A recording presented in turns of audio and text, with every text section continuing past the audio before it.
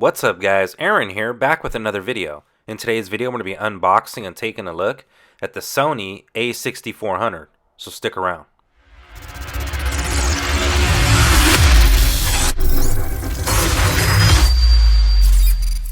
Welcome back and let's get straight into the unboxing.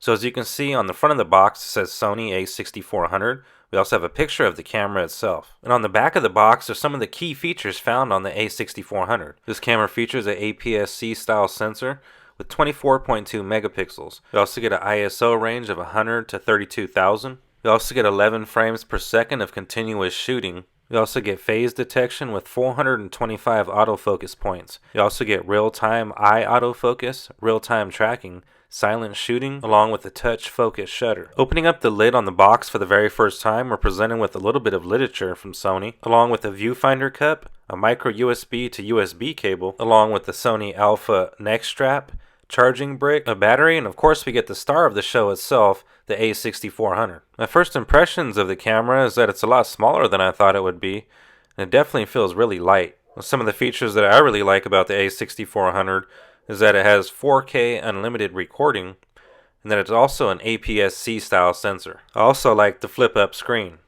I purchased the a6400 with the 16 to 50mm lens kit. However, I do plan to upgrade to the Sigma 16mm f1.4. This camera is said to have some of the world's fastest autofocus at 0.02 seconds with real-time autofocus and object tracking. You also get enhanced subject capture with wide 425 phase, 425 contrast detection points, over 84% of the sensor. The a6400 is capable of slow motion as well as time-lapse footage, and it also has a tiltable screen customizable for vlogging, photography, and perfect for film. The a6400 is an all-around best bang for your buck type of camera. I will be putting it to the test, including outdoor tests as well as low light footage. So I will be bringing all that footage to you in a full review, so make sure you're subscribed so you don't miss that content.